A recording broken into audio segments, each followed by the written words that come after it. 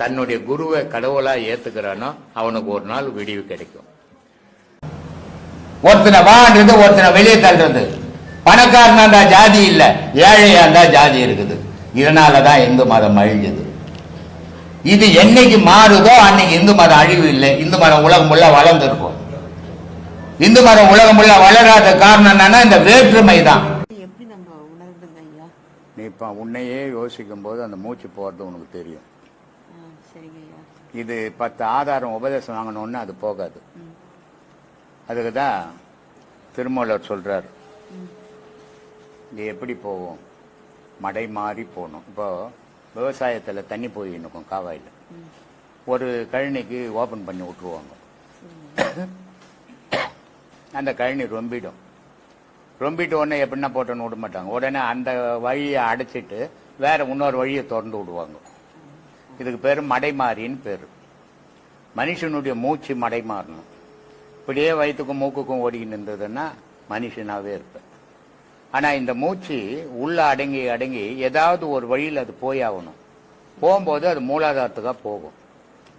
அதனால்தான் நான் சொல்றது, பாடம் கொடுக்கும்போது மேல வலிக்கும் போது ஓன்னு வலிக்கணும், கீழே வரும்போது இம்முன்னு அழுத்தணும். அது இங்க அழுத்தும் போது பின்னாடி இடுப்புல ஆடும், ஒரு ஆட்டம் வந்து போகும்.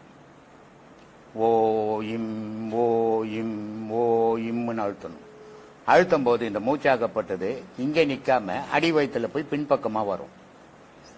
பின்பக்கமா வரும்போது உன் தண்டு வழியா அது ஏறுறது உணர்வுகள் தெரியும் உனக்கு. ஒரு பூச்சி ஏறுற மாதிரி, ஒரு எலி ஓடுற மாதிரி, இப்படி பல விதமா அது தெரியும். அதை நீ ஒவ்வொன்றும் ஒரு முறையும் ஒவ்வொரு இடத்துலயும் 5-5 நிமிஷம் அங்க நின்று போகணும். சடன்னு போகக்கூடாது. அதுதான் இது செய்ய செய்ய செய்ய உனக்கு அது தெரியும். ரொம்ப நாள்லாம் ஆகாது, நீ செய்யறத பொறுத்துதான். ஒருத்தன் இப்போதான் உபதேசம் கொடுத்தேன் மலேசியாவில், அருமையான ரிசல்ட்டுங்க வருது. 2 மாசம் கூட அவளை உபதேசம் வாங்கிட்டு போய் இங்க வந்தாங்க 40 பேர் நிறைய. ஆனா இதுக்கு காரணம் என்ன, இங்க இருக்கிறவங்க கிட்ட அந்த ரிசல்ட் கிடைக்கல. காரணம் என்ன, இவங்க இங்க பாடம்லாம் வாங்குறாங்க, ஆனா வீட்டுல போய் சரியா பண்றது இல்ல.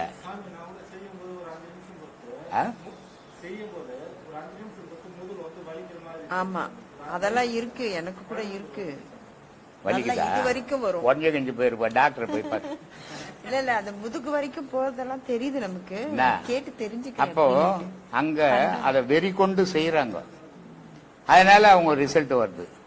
இங்க அப்படி ஏனோ தானோன்னு வீட்டுல உட்கார்றது, ஒரு 1/2 மணி நேரம் உட்காருது. அப்புறம் பேரவங்க பார்க்கணும், புள்ளைய பார்க்கணும், பொண்ணை பார்க்கணும், ஏந்து போகுது. ஒண்ணு அது என்ன, ஒரு பாடத்துல நீ உட்கார்ந்துட்டீங்கன்னா 1/2 மணி நேரம் உனக்கு பழைய எண்ணங்கள் வந்துக்கினே இருக்கும். நீ என்னதான் பாடம் பண்ணினா கூட அந்த 1/2 மணி நேரம் அந்த எண்ணங்கள் வந்து வந்து வந்து வந்து நின்று போயிடும். அதுக்கப்புறம் தான் நீ பண்ற பாடமே உனக்கு யூஸ் ஆகும். அது வரைக்கும் அந்த எண்ணங்கள் தான் கெடுத்துக்கின்னு இருக்கும் உன்னை. நீ உட்கார்ந்து அந்த எண்ணங்கள் நிறுத்தத்துக்கு 1/2 மணி நேரம் ஆகுமே, நீ 1/2 மணி நேரம் உட்காந்துட்டு என்ன பாடம் பண்ண முடியும்? பண்ண முடியாது. அதனால உங்களுக்கு அந்த உணர்வுகள் தெரியல. அங்க உட்காந்தீங்கன்னா நீ உன்னை மறந்துடணும். ஒரு பாடம் வாங்கினா 3/4 மணி நேரம் முதல் பாடம் பண்ணும். 2வது பாடம் 50 நிமிஷம், 10 இடம் 5-5 நிமிஷம், ஒவ்வொரு இடத்துலயும் 15-50 நிமிஷம். அப்ப ரெண்டும் சேர்த்து 2 மணி நேரம் பண்ணணும். அந்த இடத்த விட்டு அசையவே கூடாது. அந்த மாதிரி பண்ணீங்கன்னா எல்லாமே உணர்வீங்க நீங்களே. அது மாதிரி செய்யணும் பாடம். இல்ல பண்ணிட்டு இருக்க, நானும் 2 மணி நேரம் உட்காந்து பண்றேன். எனக்கு அது ஒரு டவுட், நமக்கு அது உணர இது எப்படி நமக்கு உனக்கே தெரியும், உனக்கே தெரியும், நீயே உணர்வ. அப்புறம் இன்னொரு டவுட் இல்லையா, இப்ப நம்ம ஜோதி பாடம் நீங்க 1 மணி நேரம் கூட கண்டினியூ பண்ணலாம் அப்படின்னு சொன்னீங்க. நான் ஒரு வாட்டி கேட்டேன், ஜோதி பாடம் 1 மணி நேரம் கூட போலாம், அது கூடவே நம்ம அதெல்லாம் போக முடியாது. யார் அப்படின்னு 1 மணி நேரம் பண்ணலாமா நான் கேட்டேன், போலாமான்னுட்டு. யார் சொன்னது? இல்ல யாரோ சொன்னா. இல்ல இது மாதிரி எல்லாருக்கிட்டும் போய் கேட்டாக்கா அவன் எத்தனை ஒண்ணு ஒலையட்டி போவான், அதே நினைச்சு உட்காந்து 2 நிமிஷத்துக்கு மேல செய்ய முடியாது. ஜோதி பாடம் 2வது பாடம் தானே வாங்கிக்கிறேன். இல்லைங்க நான் இப்ப 5வது பாடத்துல இருக்கேன். ஜோதி பாடம் 2 நிமிஷத்துக்கு மேல செய்ய முடியாது. உன் கண்ணை போட்டு அழுத்தி உட்காந்துப்பியா 2 மணி நேரம்? பின்ன எவனோ சொன்னான்ற எந்த சந்தேகம் வந்தாலும் உனக்கு உபதேசம் கொடுத்த உங்ககிட்ட கேட்கணும், இல்ல என்கிட்ட கேட்கணும். இங்க போற வரவங்க எல்லாம் கேட்டா அவன் எதனா ஒலையட்டி போடுவான். அவனே குருவாயிடுவாங்க. அப்புறம் நீயும் கெட்டு அவனும் கெடுவான். நிறைய நடக்குது இங்க அது மாதிரி.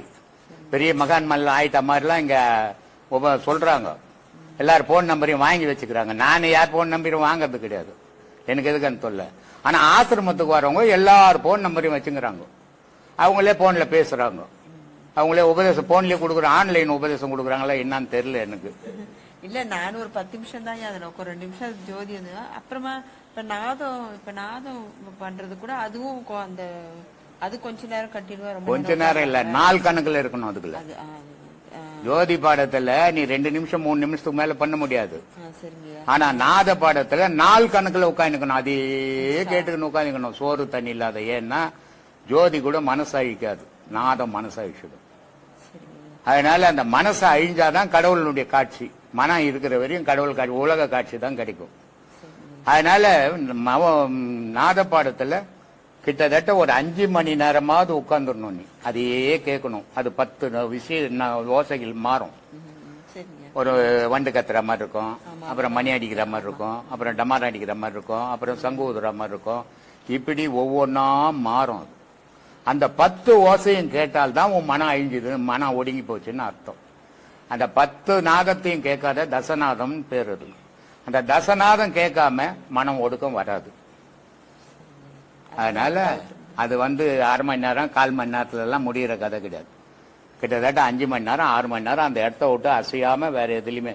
இது என்ன பண்ணணும்னா கடைசியில நீ சாப்பாடு போடுன்னா சாப்பாடு போட்டு நான் சத்தம் வந்திருந்தா சாப்பிட மாட்டேன் அப்படியே பத்துக்க சொல்லும்.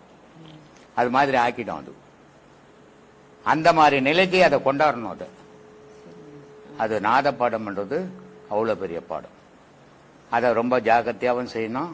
அதே நேரத்தில் நேரங்கள் அதிகப்படுத்திக்கணும். ஒரு நாள் கூட உட்காந்துங்களாம் அதுல, எதையும் சாப்பிடாம கொள்ளாம யாருக்கிட்டும் பேசாம அதே கேட்டுக்கணும் உட்காந்துக்கணும். அது ஒரு சுகமா இருக்கும், கேட்க கேட்க கேட்க ஒரு சுகமா இருக்கும். அது அனுபவிக்கணும். அது பெரிய பாடம். அதுக்கு அடுத்தது மௌனம் பெருசு. அதனால இதெல்லாம் நேரத்தை ஆரம்பத்திலிருந்து நேரம் அதிகம் பண்ணதான் கடைசியில் நீ எவ்வளவு நேரம் உட்காந்தாலும் தெரியாது.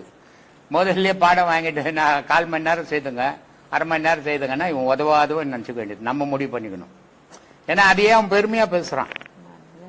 ரோட்ல போய் 3 மணி நேரம் உட்காந்து பேசிக்கிறான், ரோட்ல கதை பேசுறான். ஆனா இது 1/2 மணி நேரம் உட்காந்து 1/4 மணி நேரம். அப்போ இவன் இதுக்கு லாய்க்கு இல்லாதவன் நம்மளே முடிவு பண்ணும். சரி எக்கேடோ வந்தான் போனான் போ அப்படின்னு போயிடும். பாடம்ன்றது இது ஒரு அபூர்வமான கலை. இது இந்த அபூர்வமான கலையில நீ முழு மனதோட ஈடுபட்டினா தான் அது உனக்கு செயல் புரியும். வேண்டா வெறுப்பா அதுல ஈடுபடும் போது அது செயல் இருக்காது. அதனால சீராசை ஆசீர்வாதம்.